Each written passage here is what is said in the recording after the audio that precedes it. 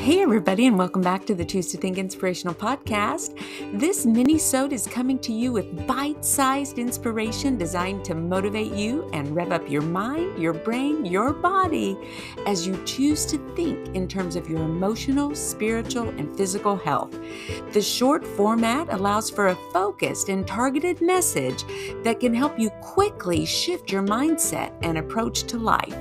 Be sure to check out all the products mentioned in the video.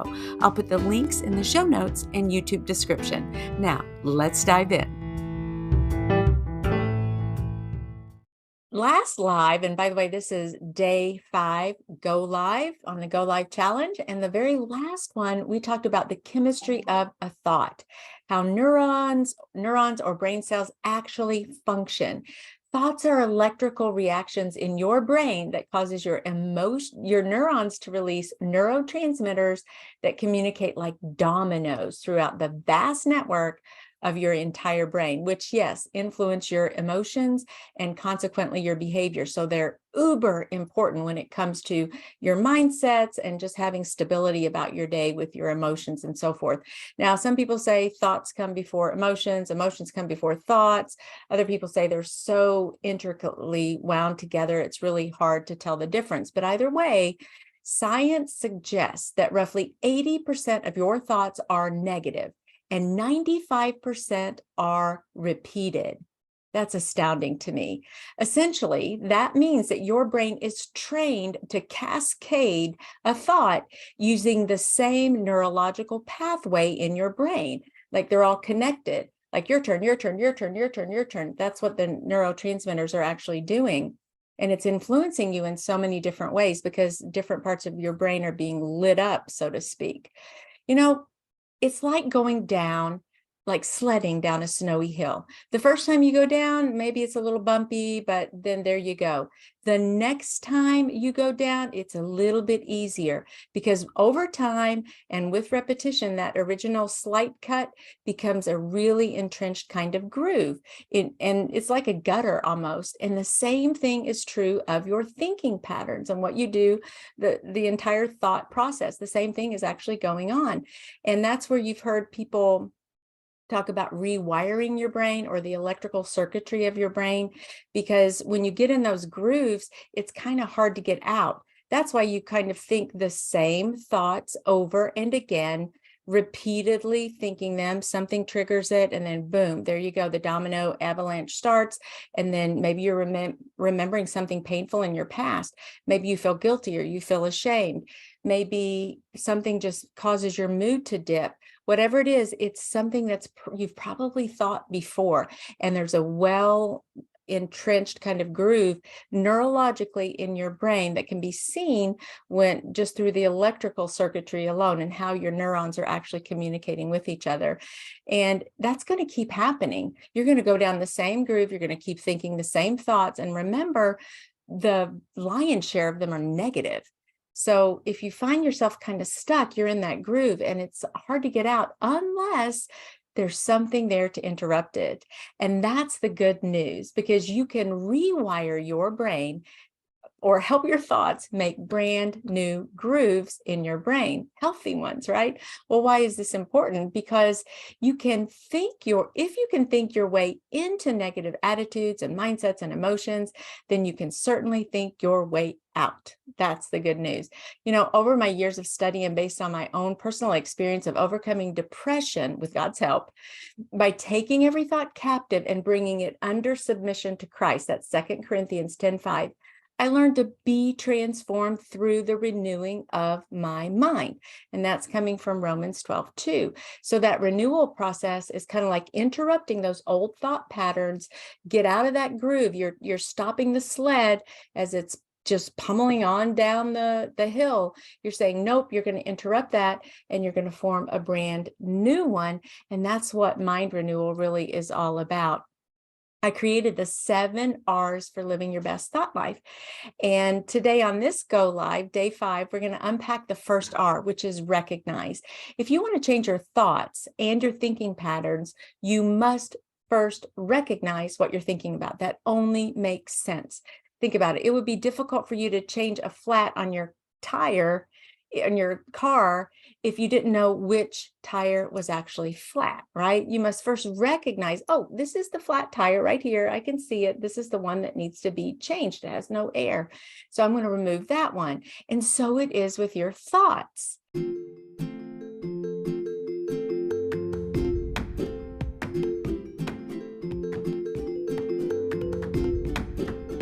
Would you like to increase your self-awareness and your God awareness? Would you like to reduce stress and anxiety?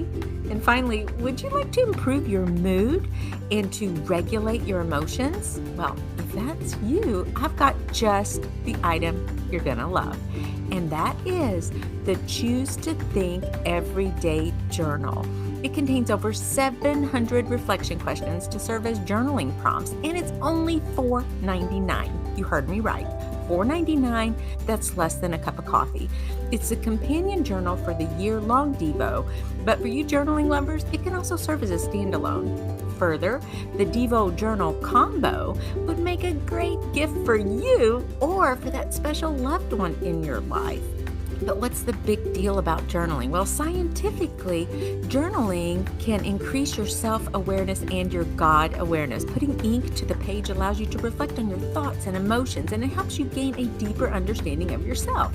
This will give you greater clarity and purpose, which can lead to increased happiness and fulfillment in your life. Journaling also reduces stress and anxiety. Just by writing down your worries and concerns in a journal, you can release those negative emotions and reduce all that ickiness that's going on in your heart and mind. Gain clarity of thought that way. You're going to feel more relaxed and at peace. And you know all that about mood and emotional regulation? Well, journaling helps you cultivate positive emotions and a sense of gratitude and praise to God, which will lead you to improved mood and better emotional regulation. This will help you stay positive and resilient during difficult times and lead to greater overall happiness in your life. So get your hands on a copy of that journal, or go ahead and get the Devo Journal combo today.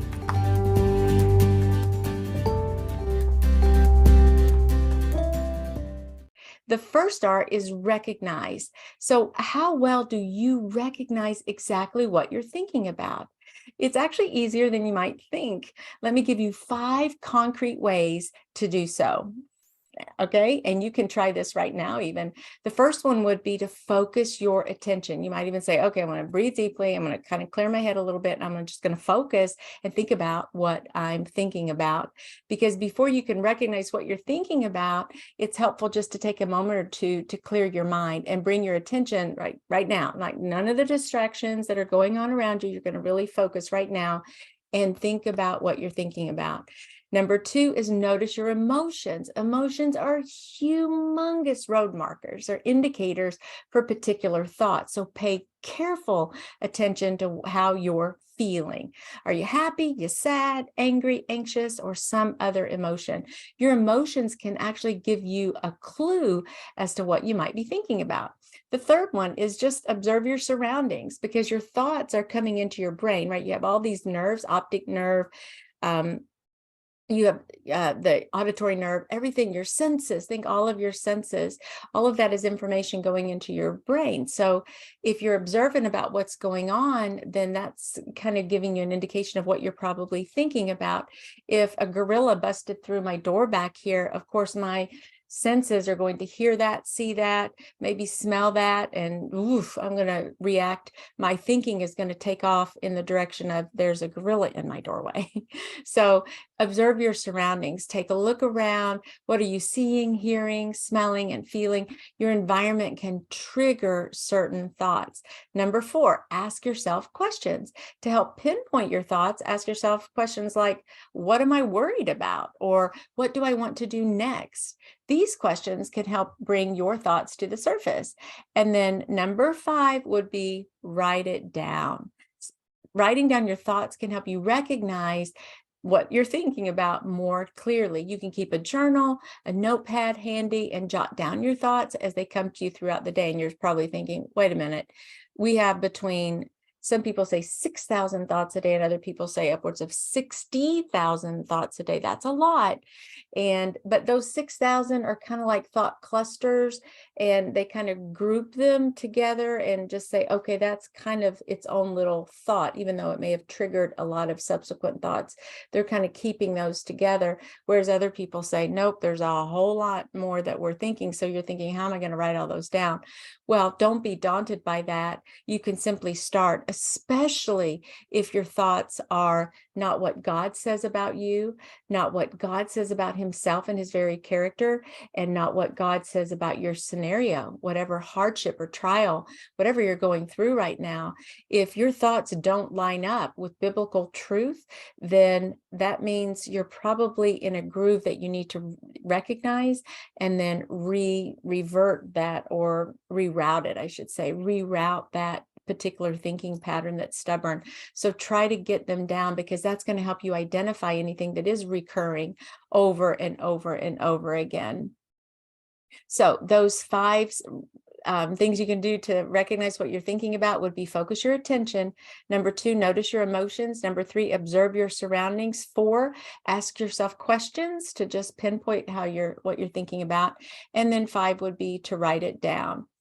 Now, I would encourage you to start today by recognizing what you're thinking about. And after you follow the 7 R's all together, you're going to start to change. This is just the first one, and we're going to go through all 7 R's for living your best thought life. You can do this by focusing your attention literally on what you're thinking about, tracking your emotions and feelings, keeping an eye out in your surroundings for items that may be triggering certain thoughts in you, and ask yourself questions like, why am I thinking this? Or why am I feeling so sad?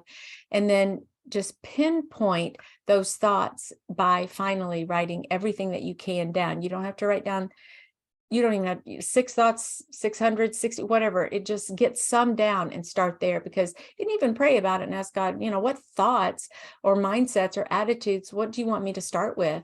Because I'm recognizing that I've got some stinking thinking going on, but I don't even know how to uncover that and untop that. So ask God to help you, and he'll do it.